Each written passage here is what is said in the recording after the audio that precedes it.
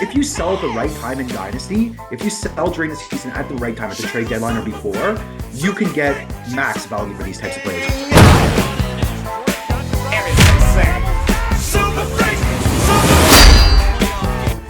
Hello and welcome to another edition of Fantasy Football Freaks. I'm Jason, he's Vaz, and today we are going to continue our battles in the position of wide receiver. Vaz has 5 guys individually that he ranks higher than 5 guys that I have individually ranked, and we're going to debate who's better between each of those. So we need your help to help us decide who's right, who's wrong, or maybe we're both wrong. I don't know. But let us know in the comment section below. Score the bouts as to who you think is better in each individual. We've got 5 of them, so give us a score out of 5 after this is done.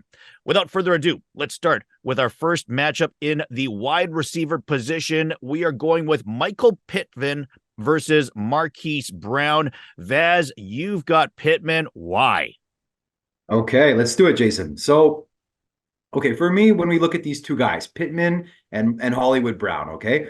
I know why you've got Hollywood. He just went to Kansas City. He's got Mahomes chucking him the ball. It looks so lovely. But let's back up here for a second, okay? So we're talking Batman and Robin, okay? We got Batman in Michael Pittman, and we got Robin and Hollywood Brown. Hollywood Brown go for sure. Don't give me that look. Listen.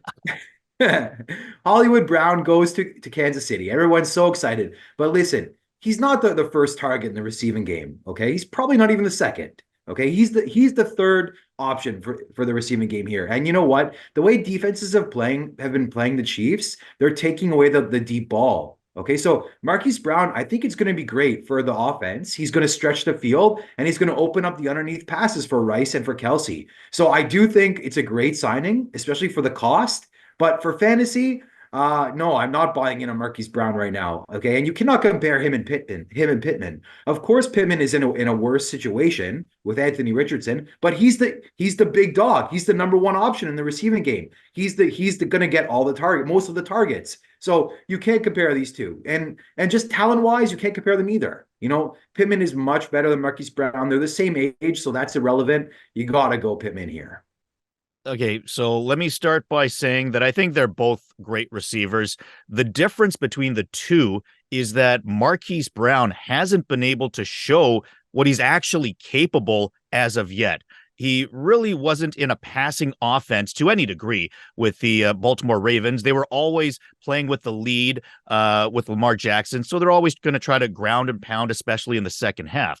Not really needed, but he's shown flashes, especially with the deep ball that Lamar did hit him on occasion. Goes to Arizona. I mean, how many times did he actually even play with Kyler Murray? Because either he or Murray were injured for a lot of the time. So we really haven't seen what we could see out of Brown. So I will say that I think there's the possibility that, well, maybe he's just not a very good wide receiver, but he was the top wide receiver chosen in his class. And now that he's going to be with the best quarterback that's able to use him in a good offense that's set up, I think the potential for him to break out is going to be monumental. I mean, I think he could double the yards that he's done in his regular seasons, maybe even more so. And just looking at his style, yeah, he's not the possession guy. Kelsey is more that guy, but how long is he going to be there? And how much is he going to be that guy? Especially if you have, this new speed threat with good hands that they've been lacking. And I disagree that people are taking away the deep threat from KC, because I say let them throw deep because they've got nobody to catch the ball. They're the worst team when it comes to drops. I think Mahomes has been just begging to find anybody that can catch a ball for him on the outside. I think they finally got him, and we're going to see a huge breakout. I don't know. I hear you just taking shots at yourself here, talking about injuries and how, Pittman's been healthy the whole time and Marquise Brown has been injury stricken. And then talking about how, the receivers for the KC have been dropping all these passes. And I remember Marquise Brown dropping all these passes with Lamar back in the day. I don't know. I just don't see it. And then, you know what? it doesn't matter how long Kelsey's going to be there because he's there this year. And you know what? Marquise Brown was signed to a 1 year contract. So if you're buying on Marquise Brown, we're not talking redraft here. This is for Dynasty. Okay. You are only buying into 1 year. They only gave him a 1 year contract. So, I mean, like you're taking a clear, like he's not a wide receiver one. He's a clear wide receiver two or wide receiver three. And you're choosing him over an alpha wide receiver one and Michael Pittman. Don't do that. Don't do that. You can't even compare these two guys. You got Marquise Brown, who's probably not even worth a first round pick, compared to Michael Pittman, who's worth like at least a mid first round pick. So yeah, this is an easy one. Don't make this mistake.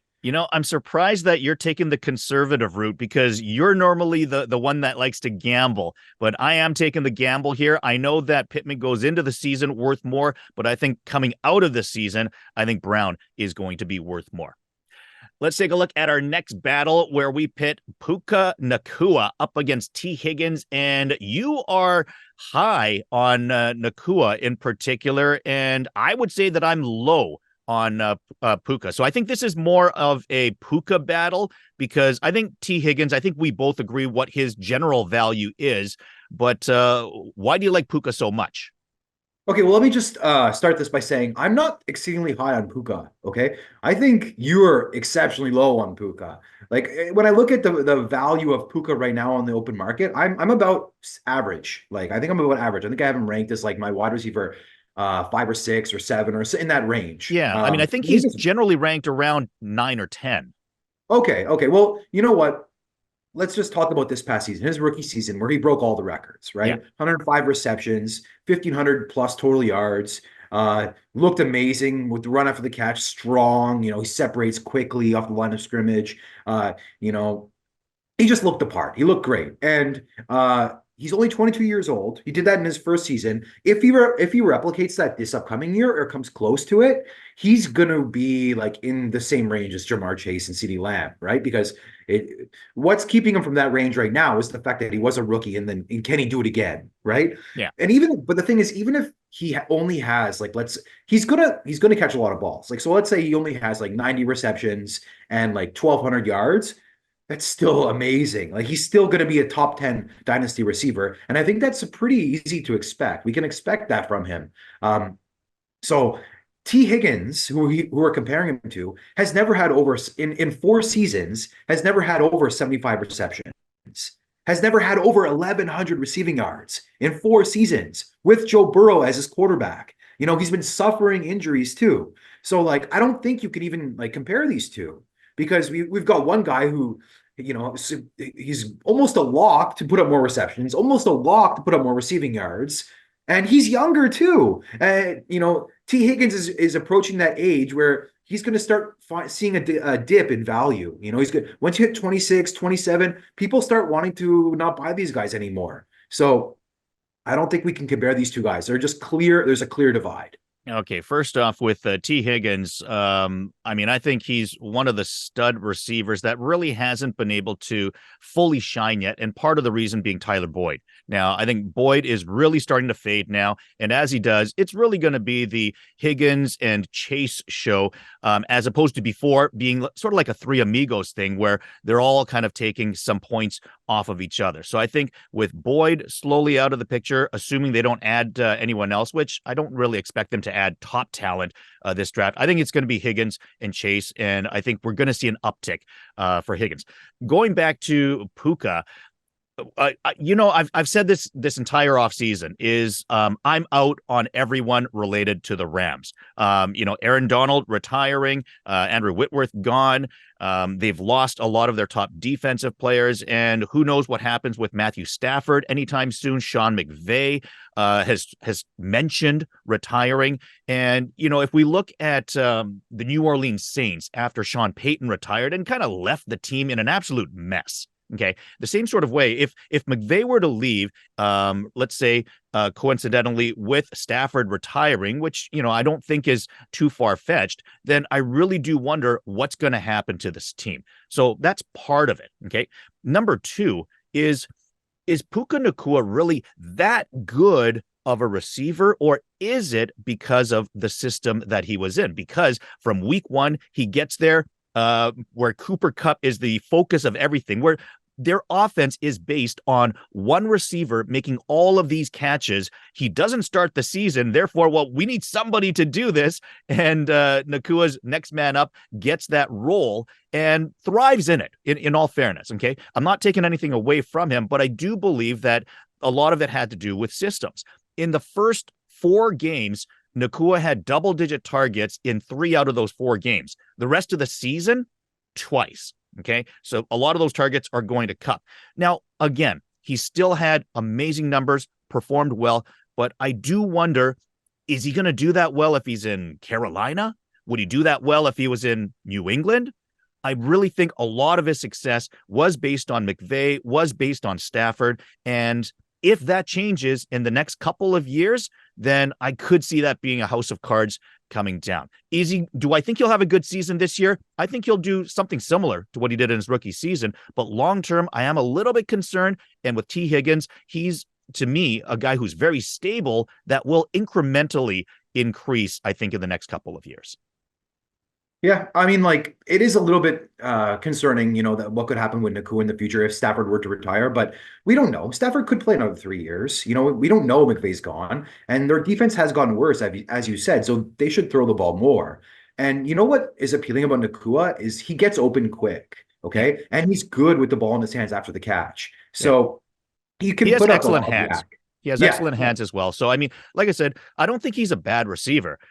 Okay, my thing with Puka right now is I think he's overvalued. And if people are putting him as like a top 5, a top 10 wide receiver, basically what I'm saying is I want to trade out of that and get maximum value right now. If I can land like a top 5 pick in this year's draft for that, or 2 number 1s because people are going Puka crazy, I'm saying I would rather cash that out now than to find out what's going to happen 2 years down the road. Yeah, I have no issues with that, with exactly what you said, Yeah. but I have issues with you picking T over him because I don't think you're getting anything close to that for T. Okay. So yeah, like if you want to sell T, you're probably getting like a mid first at best. Like I think like 10, maybe if you get 107, you're very happy to do that. Maybe 108, I think you would take. But I think with Puka, you're looking for more than that. You're looking for like 107 plus, maybe a future first as well. So I think yeah, if you can like turn Puka into 107 and then like another random like 110 or something like that, yeah, I'm on board with that, but not taking T over him. Okay. I agree that Puka has more value, certainly more trade value than T right now. I have to Yeah. acknowledge that. All right, let's take a look at our next matchup, which pits DJ Moore up against Stephon Diggs. You're taking Moore. Why? Okay. Well, this one is probably age related mostly because when I look at them in terms of skill, they're both studs. Okay. Yeah. DJ Moore, Stephon Diggs, they're both great, great players and will be great this year, I expect. The one that I would worry most about is actually probably Diggs because he finished the year so poorly. In like his final 10 games of the season. I don't even think it was a receiver one once, right? He was really struggling at the end of the season. He wasn't the first option for Allen at the back half of the year, including the playoffs. So whereas DJ Moore like looked amazing, right? DJ Moore had a great second half of the season. So if I'm looking for just redraft purposes, I'm not even sure who I would take. Like I'm not sure I would take Diggs over DJ Moore for redraft. Wow. Because DJ Moore is fantastic. He's a great football player. And you know what? Caleb's coming in. Caleb's can sling it. Like he's going to get his yards. Okay. So I think like in redraft, I'm not sure who I'm taking. It's apples and orange. Not apple. They're one of the same for me. Mm-hmm. So like then it comes down to age. And I think Diggs is already hitting that age cliff where like at any moment he could fall off the cliff. Okay. And I don't DJ Morris, he's in his prime. So for me, this is even a comparison. You have to go DJ Moore. If I have these two, and I'm trying to sell them, I'm getting off of Diggs as soon as if I can. I'm getting off of him right now. I'll take any first. Any first I can get. If it's a 26 first from what I think is the best in the league, I'm taking it. Okay. If I've got DJ Moore, I want a first plus. I want to get a decent first and a second as well, I think. All right. Well, my thing on Diggs, first off, is he's the type of guy that can win you a league. I mean, DJ Moore is coming off a good season. Okay. So I'm not going to knock that. But, his Diggs's name brand alone, it strikes fear in you. You know, if you're playing against Diggs in a week, you look at, damn, okay, well, he's going to get 15, 20 points here off of Diggs. Who knows if he goes off for 30 something. So Diggs is the type of guy that I think people know as a brand that can achieve something. He's easily the target for Josh Allen. Obviously, I think it's we can all agree that Buffalo's going to draft a wide receiver somewhere, but it's going to be at the earliest at the end of the first round, you know, so it's not going to be an early pick. It's not going to be one of the big three, certainly. So, you know, how much of a threat is that going to be to Diggs's targets and his play? Now, on the other hand, yes, you've got Moore, solid receiver. Keenan Allen enters the picture. Which one of those two do you think is going to be more the target guy that gets the catch when needed to make the catch? To me, I think it's going to be Allen. Now, also, is there a possibility that with the ninth overall pick that Chicago maybe drafts you know, a receiver that what happens if Odunze's there at 9? Do they not take Odunze? You know, there could be a possibility of another wide receiver taken by Chicago in the first round. So if that were to happen, it gets crowded there. We are talking Yeah. before the draft. Post-draft, obviously, this argument could change a little bit, but I do believe Moore is a great player. He had a breakout season. And what's going to happen with his new quarterback? What's going to happen now that he actually has competition for receptions and targets? I think it's a little bit of an unknown. Yes, Diggs is getting older, but he's more the guy that can win you a league this coming season or over the next two, I believe, over a guy like Moore. You're not wrong. There's a lot of target competition in Chicago, so that is, you know, slightly concerning. So maybe for redraft, if I have to choose between the two, maybe I am going Diggs right now, just because there is a lot of target competition. But this is Dynasty we're playing, okay? And Diggs, I'm scared Diggs has already hit that age cliff. Like, I'm scared that he's nothing. Like, this is maybe he's not going to be anything this year. You know, I don't want him in Dynasty. I'll take a risk in redraft that he's got 1 year left. But no, in Dynasty, I want to sell before it's too late. I want to get something back. You know, I want to start over. So I'm taking DJ Moore. You know, he's a great player. He's in his prime. Keenan Allen is like, you know, he's an old man. So he's gonna also fall off pretty soon. So yeah, DJ Moore is a stud. It's easy for me. It's you got this one is the age is everything here. Yeah, I mean, I can't dispute that there is a possibility that we're going to see a decline at some point. It's just a matter of when will that be? Yeah. Who knows? And I guess that's the gamble that people are going to have to take. You know, and Buffalo has, you know, Kincaid, and they brought in Curtis Samuel, two players who separate quickly. I know, but they both separate quickly off the line of scrimmage, and that's kind of Diggs's game. So, you know, I can see Josh Allen spreading it around a little bit more this season.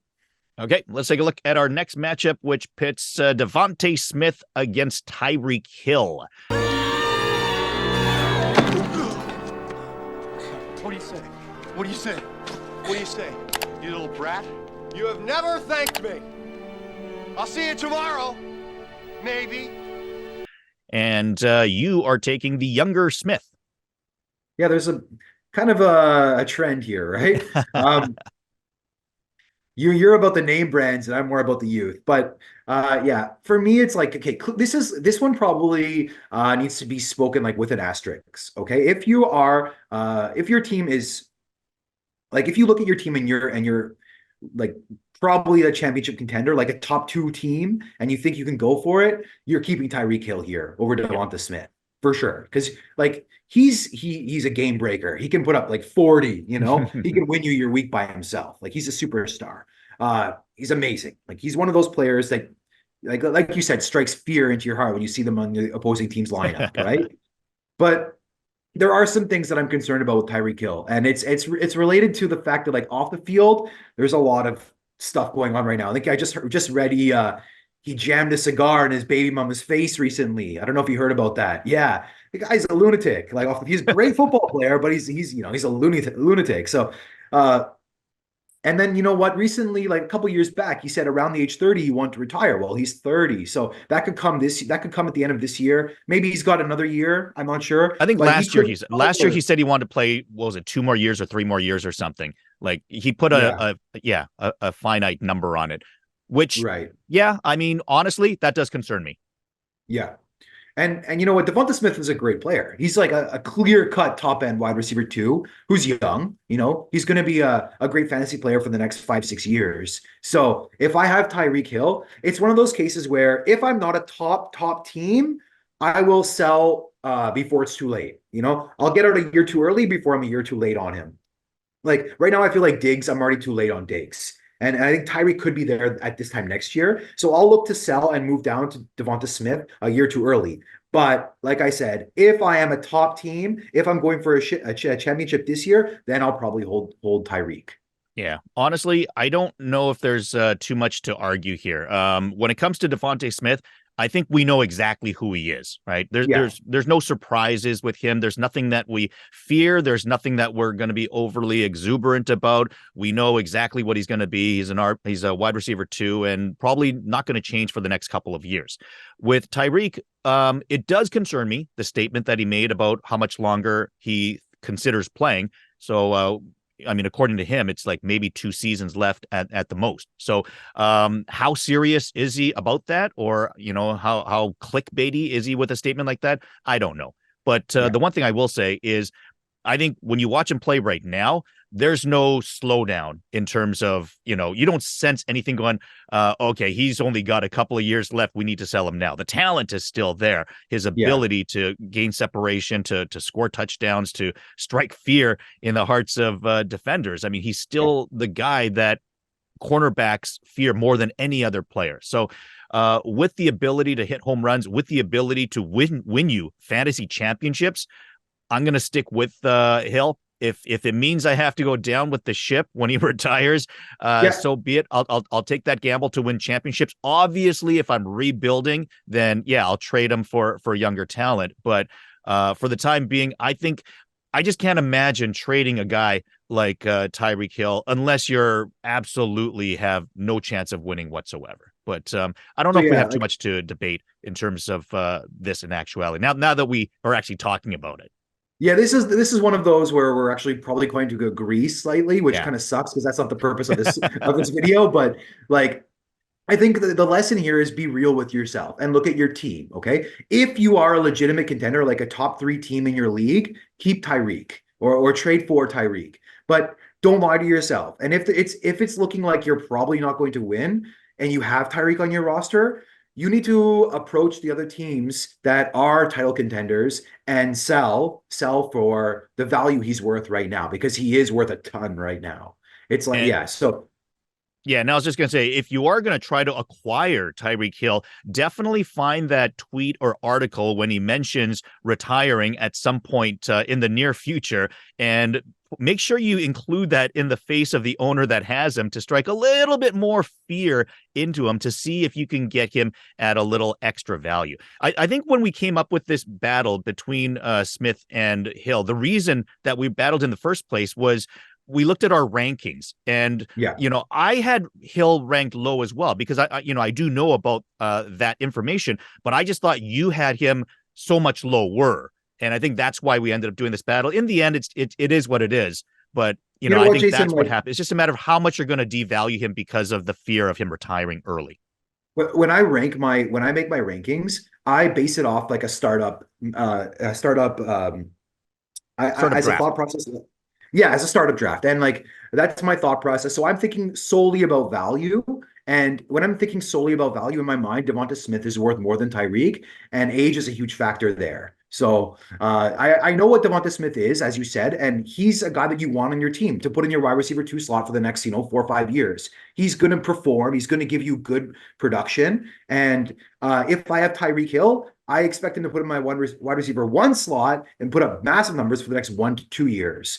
So yeah, just from a startup perspective, if I'm drafting, I usually like to go young and build a team that can compete for a long time. So I would draft Devonta Smith over Tyreek Hill. So that's why he's ranked higher for me. But yeah, if I've got a top contending team, then I'm probably sticking with Tyreek. Okay, see, now my angle of that is sort of the opposite, because what I'll do is I'll take the talent, and what I'll do is I'll see if I'm not going to be let's say I draft Hill, but I'm not going to be a top team, then what I do is I'll look at the top teams, let's say that has a Devontae Smith, and I'll say, look, you're in it to win it this year. I need to get younger. I feel that I can always use Hill to acquire another Smith in that season to get younger or to get picks. I think he gives me options as to what I can do with him as trade bait to some of those top teams. So I think we look at it the same way, but just slightly differently as well. Yeah, very smart on your end too. Like, especially, we talked about this in a previous video, but like, let's say you're holding Tyreek and you're looking to sell because you're not contending at the trade deadline or whatever. You can look to acquire like an injured player plus a first. Like, I like, for example, I remember when I was holding Allen Robinson and AJ Brown. Allen Robinson was doing really well at that time, and AJ Brown got hurt, and then ended up trading Allen Robinson for AJ Brown and a first round pick. Like, what a haul, right? Looking back now. But that's the kind of thing you can do when you have a stud receiver. You can look for those guys that go down injured and get just an absolute haul for the future.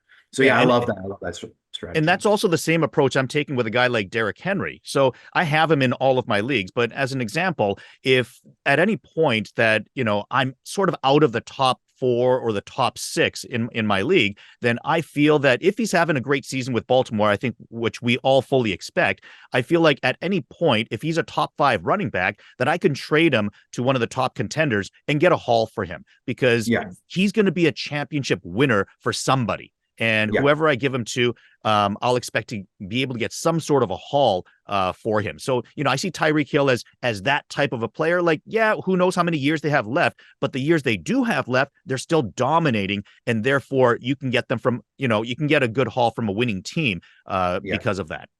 We have there's always risk with this as well. Let me just say this last point. Yeah. Like, if Tyreek Hill gets injured, you've crushed his value, right? Sure. So there's risk there. But like you said, if you're holding on to that player to sell, if you sell at the right time in Dynasty, if you sell during the season at the right time at the trade deadline or before, you can get max value for these types of players. These Derrick Henrys, these Tyreek Hills, you can get absolute hauls. But it is risky. Kelsey's another one. If they do get injured, you're just stuck holding the bag, right? Yeah. So there is risk. Yep, I hear you. Let's go to our final battle. It is between George Pickens and Jackson Smith in Jigba. You've got Jackson Smith in Jigba, my Seahawk receiver that I seem to be really low on. Are you loving Smith and Jigba here or down on Pickens? Probably a bit of both. Listen, this one is difficult for me to argue because if I look at the stats from his rookie season, Jackson Smith and Jigba totally underperformed and disappointed, right? But I'm going off of what I saw in flashes in his rookie season. I saw some talent, and in his rookie draft profile. Okay. You can't always just go off the stats because context is important. Okay. And when I watched Jackson, I watched a lot of JSN last year, and I saw his ability to separate, his ability to win early, especially in zone coverage. And even in man-to-man, he wins quickly. He doesn't get a lot of separation, but he wins fast. And you know what? I think I remember hearing that he was the most targeted receiver on third down for the Seahawks, which is telling because those are the important passing situations.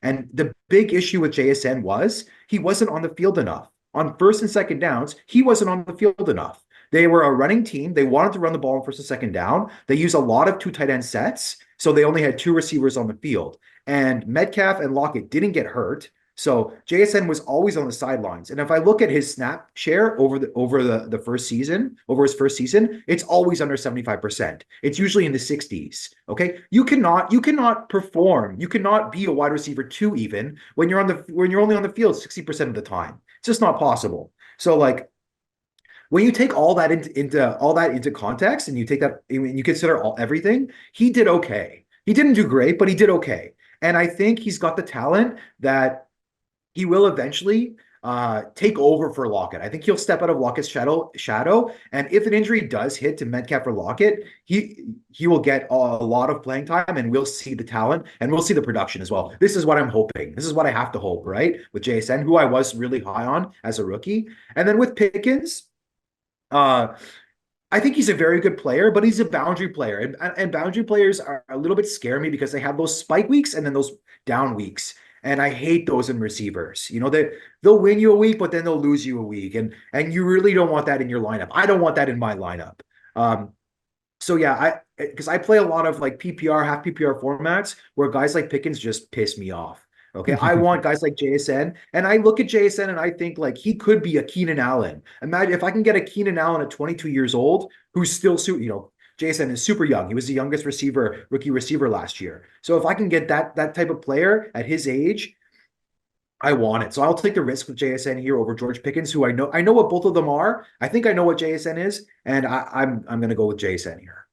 Okay, so let me start by saying everything on your assessment of JSN, I fully agree with. Okay, as a Seahawks fan, I watched every single one of his games, every single one of his catches.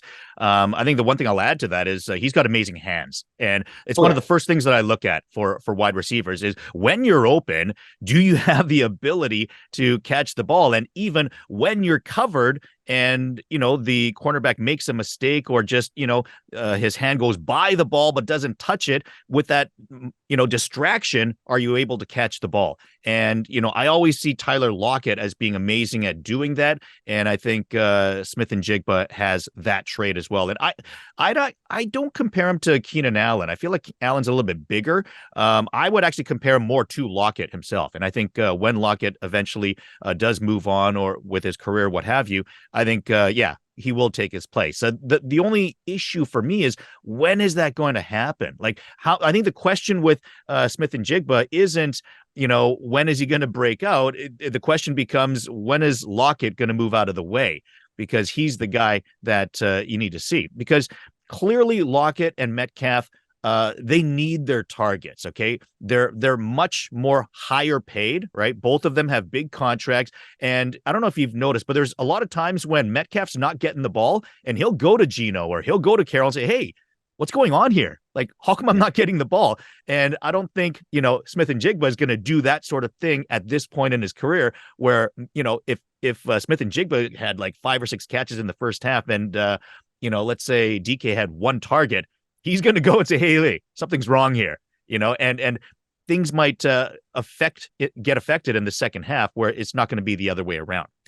On the other side, talking about Pickens, I'm higher than most on Russell Wilson, and he's, one thing that he still does great is throw the deep ball. Okay. His deep ball is one of the best in the NFL.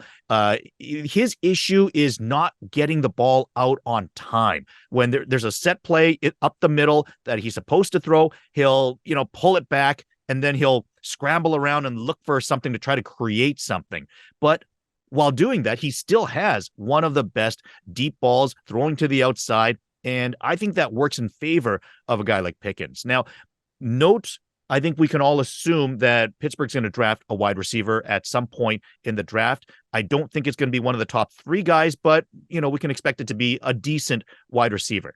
He'll probably be I'm assuming they'll get more of a possession type of receiver, but we'll see how that affects Pickens. But I think having Russell Wilson in there actually improves his game compared to any other quarterback that Pittsburgh's had so far.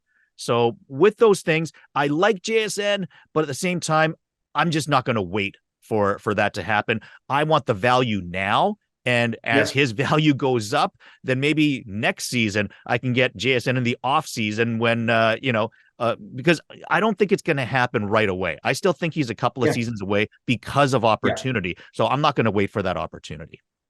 Yeah, I understand what you're saying totally. And I think this is a situation where I'm buying talent, over what I expect to be immediate production. But like you said, like it might be better to, if you believe in Jason's talent, to wait a year or two. Maybe his value will decrease and you can get him on the cheap. At the same time, like if Lockett gets injured and Jason steps in, he's going to show his talent, I believe. Absolutely. So yeah, he might need an injury because, like, listen, goddamn, Pete Carroll really screwed us over drafting Zach Charbonnet and JSN. Like, what is he doing? But yeah, like honestly, like he's in an awful situation. DK Metcalf and Tyler Lockett are both great players. Geno Smith is a below average quarterback. They like to run the ball. It sucks. It really, really sucks. So for him to break out, he may need an injury. And as a JSN owner, I'm kind of hoping for that because I want to see the talent.